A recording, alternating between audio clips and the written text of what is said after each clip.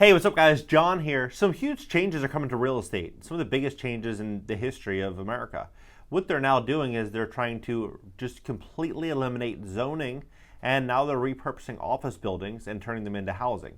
So this is going to do a couple of unique things. So when you buy let's say a condo in New York City or Los Angeles or any, dense city, you're buying it based on the amenities, the location, and supply and demand of available housing for the most part. Those three factors play a key role in your decision of how much the property is worth, how much it's going to get appraised for, and what you could likely do with the property, potentially fixing it up or selling it. There's a variety of scenarios in which go into a buyer's mind when they're making a purchase. But one thing doesn't go into the buyer's mind, which is a change in zoning. Now, if there's, let's say, 20 people that want an apartment and there's only one apartment, those 20 people are in many cases going to set the price of that unit because the people are going to, it's going to be the highest and best, right? Well, if there's 20 apartments and there's 10 people looking to buy them, then what ultimately happens? Values fall. Well, that's essentially what is happening gradually right now in places like New York, where they are repurposing 55 Broad Street and they're turning it into 571 apartments. And so what is this going to look like? Now, what I think this is going to look like is I think this is a growing trend, and Joe Biden has expressed exactly what the intent is behind this and getting cities across the country to follow suit. Now, if we look at other cities that follow trends similar to New York, you may look at Los Angeles, you may look at San Francisco, you may look at Boston, you may look at Philadelphia. There's a variety of cities that follow similar policies, and they discuss similar problems with affordable housing. Now, the big question I have is, what is this going to look like as these cities are financially incentivized to change their zoning and change housing in these areas? I believe what we're going to see is a massive influx of people, and I think that we could see people start to flock to the suburbs even more. So take a look at this. Biden's infrastructure plan calls for cities to limit single-family zoning and instead build affordable housing. Biden's infrastructure bill aims to curb exclusionary zoning, which has led to racial segregation and climate vulnerability for low-income Americans. President Joe Biden wants cities to put more apartment buildings and multifamily units, such as converted garages, in areas traditionally zoned for single-family houses. As part of his $2.3 trillion infrastructure plan, cities would allow for smaller lots and apartment buildings with fewer than 6 units to be built next to a traditional house. Current zoning laws that favor single-family homes, known as exclusionary zoning, have disproportionately hurt low-income Americans. Many of them can't afford to buy big lots and land, leaving them trapped in crowded neighborhoods earmarked in the past for black and brown residents, while white families were able to move to single-family areas in the suburbs. Biden's proposal would award grants and tax credits to cities that change zoning laws to bolster more equitable access to affordable housing. A house with a white picket fence and a big backyard for the 4th of July barbecue may be a staple in the American dream, but experts and local politicians say multifamily zoning is the key to combating climate change, racial injustice, and the nation's growing affordable housing crisis. This bill has not yet been written, but the White House says it wants to see progress by Memorial Day, right? This article came out in April 14th, right? April 14th. U.S. housing and urban, but it came out April 14th, but this article here, the Wall Street Journal, that came out yesterday, and LA County just yesterday, June 21st, they bought a 20-room beachfront motel for the homeless, right? And this is in Redondo Beach. They paid $6.3 million for a 20-room hotel. $6.3 million for a 20-room hotel. It's the location that they've chosen is interesting. Neighbors who objected to the projects say it is in the heart of the community, surrounded by multi-million-dollar condos, 3 blocks from an elementary school, and not far from after-school yogurt shop and hangout for the kids, right? So, this is what is likely going to be happening. We're going to see more and more and more of massive changes with zoning and where people want to live, right? I think we're going to see a huge migration of people through the affordability crisis we're stepping into. High gas prices, inflation. People are going to start getting priced out. They're going to be demanding affordable housing. And I believe what's going to happen is governors and politicians are going to have money allocated in certain areas for people that need that housing, right? And so I think that's going to really have a really big impact on house prices and the desirability of living in certain locations. The result of this sort of investment will be critical in increasing housing options for low and moderate income families. The push for zoning changes comes as Biden administration continues to reverse former President Donald Trump's housing policies amid a chipping away anti-discrimination and civil rights protections as part of a re-election push. Under Biden's HUD recently submitted two fair housing rules for review. According to notices posted Tuesday by the Office of Management and Budget, one of the policies would reinstate the affirmatively furthering fair housing rule requiring cities to reverse segregation or risk losing federal funds, right? So you think about that. What city's not going to want federal funds? Every city, I would imagine. Including Miami, including Tampa, every city is likely going to be moving in this direction. The other would restore desperate impact, a decades-old legal standard that outlaws discriminatory lending and renting practices. Federal Reserve policy, or federal policy, was designed to protect people from discrimination when they rented or buying a home, but regulating land use and zoning is farly a function of local government. Biden's infrastructure plan could significantly increase local budgets decimated during the pandemic. An attractive proposal for some mayors who already support affordable housing policies but want cash to cover the cost of these projects. So, right, Mayor Ross Baraka of Newark, New Jersey, says his city plans to take full advantage of the federal dollars to bolster a 10-year master planning process and increase access to affordable housing for Black and brown residents. We also need more funding to create solutions such as 2- and 3-family homes that can help ensure intergenerational wealth building for Black and brown families across the country. This mayor of Michigan said that she's looking forward to reviewing the details, and eventually an eventual infrastructure bill could be thought her city, by approximately 198,000 residents, was ahead of the curve because it eliminated exclusionary zoning laws 12 years ago. A majority of municipal governments have refused to eliminate zoning restrictions for decades, in large part because many taxpayers and developers don't want it. Officials in Denver, as well as some other cities, have instead made changes to increase equitable development, such as increasing green space, mixed-use real estate, but aren't ready to rescind the single-family zoning. This is quality of life infrastructure that builds communities, not just buildings. Now you think about this.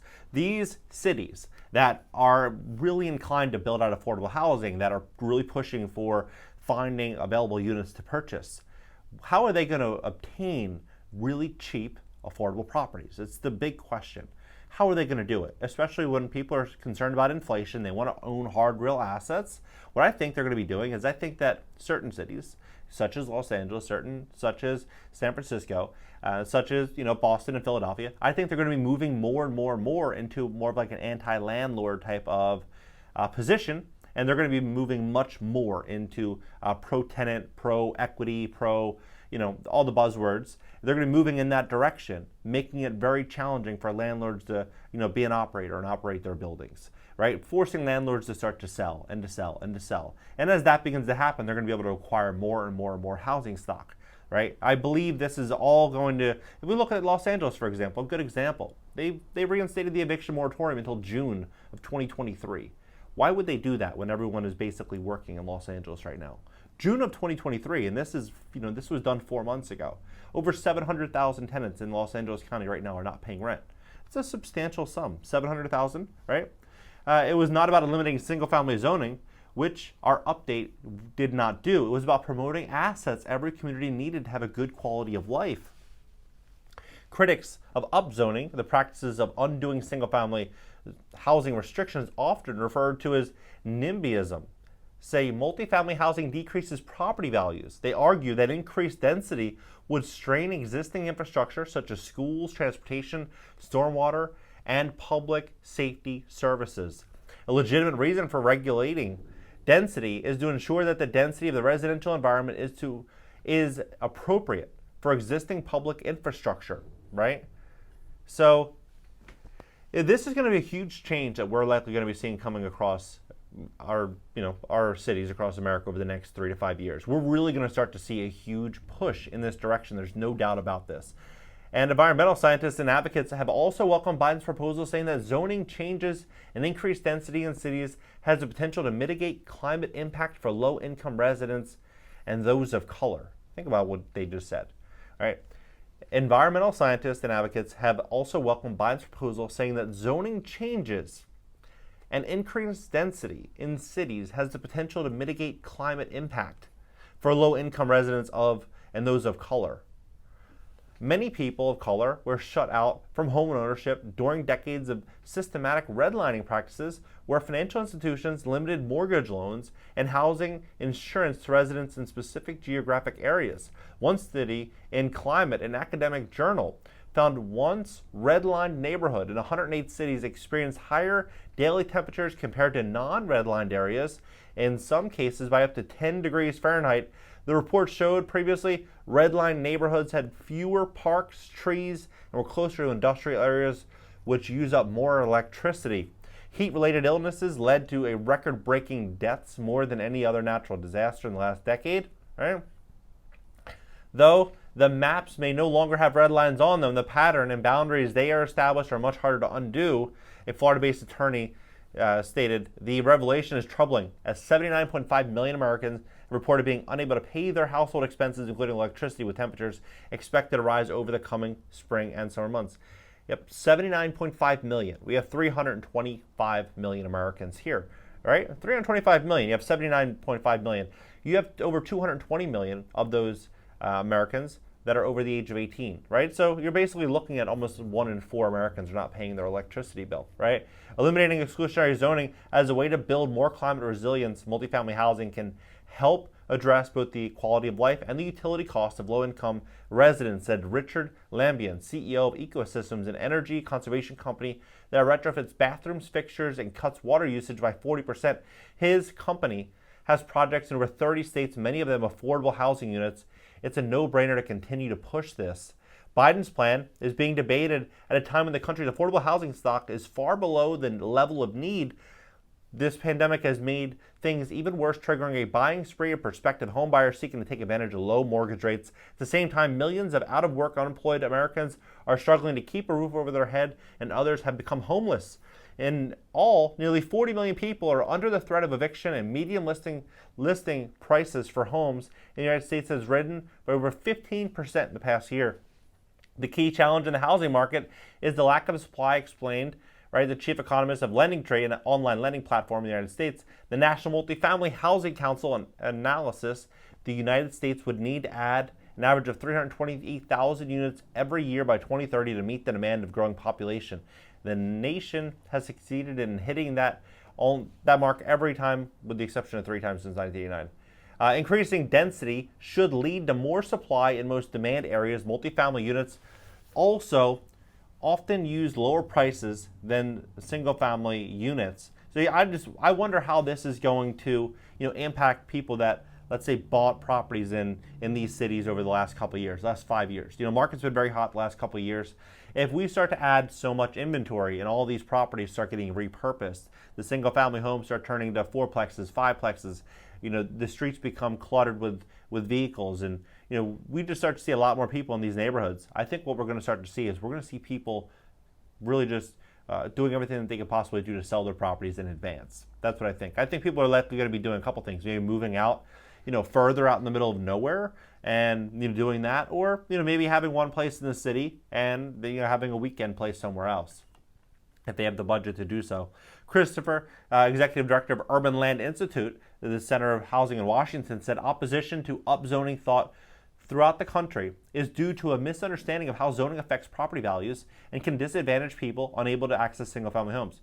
Well, zoning does affect property values. If you're in a neighborhood and everything is zoned R1, for example, in Los Angeles, everything is residential in that community, what does that generally do? It sets the price, sets the tone of what it would cost to enter that community to live there, right? And so if the average median price in that neighborhood, let's say, is $800,000, that would mean that everyone that owns a property there has to qualify for a mortgage of $700,000 or $750,000, depending on how much money they put down. So they're probably a $100,000 a year earner. However, if they start changing things and they say, okay, now all these $800,000 homes can now be fourplexes, and you could rent out these fourplexes for $1,800 a month or $1,500 a month, and put 2 people in each unit or 3 people in each unit, then the price to enter that community goes from needing to qualify for a $700,000 mortgage to needing to make $1,500 a month or $1,400 a month or $1,300 a month if you're splitting the rent, right? So it definitely does change the value. It changes the the barrier to entry in that community. There's no doubt about that. The rate of homeownership has been consistently above 71% for white Americans, just above 40% for Black Americans, 45% Latinos, 53% Asian Americans. Too often, zoning regulations trap low-income families, especially families of color, right? So I'm curious, what do you guys think about this? What do you think is going to happen here? I look around, I see all of the vacancies across office buildings all throughout America. I think what we're going to start to see is a lot of these office buildings start to get repurposed and all turned into affordable housing. I think we're going to see cities change. I think we're going to see a lot of change across the real estate space over the next few years. With this change comes massive opportunity. We're going to see a flood of capital going and coming from different markets, and I think a lot of smart money, they're going to make a fortune during this transition. I think honestly this is going to be pretty crazy. I think this is going to be very, very wild to witness this. This is going to be the biggest real estate change in history, right? It's pretty crazy to witness that. So when I say crazy, I mean you're going to go and essentially repurpose and change every city. That's essentially what they're going to be doing, changing every city, changing the density, changing the use of the city. I mean, this is a very, very big deal. What do you think about it? Drop it below, hit the like button, subscribe. You're also subscribed on my second YouTube channel. It's going to be a call-in interactive show this upcoming week. LinkedIn, Twitter, Instagram, TikTok up in the banner. If you want help with your credit score, I have an in-house credit repair team. They're amazing. And if you want to get started on YouTube, get on the YouTube grind with me. Cashnow.video. You can join my private community as well. It comes with my YouTube course and also my real estate investing training. I have a YouTube course as well, plus bi-weekly phone calls. Cashnow.video, and I'll catch you guys in the next one.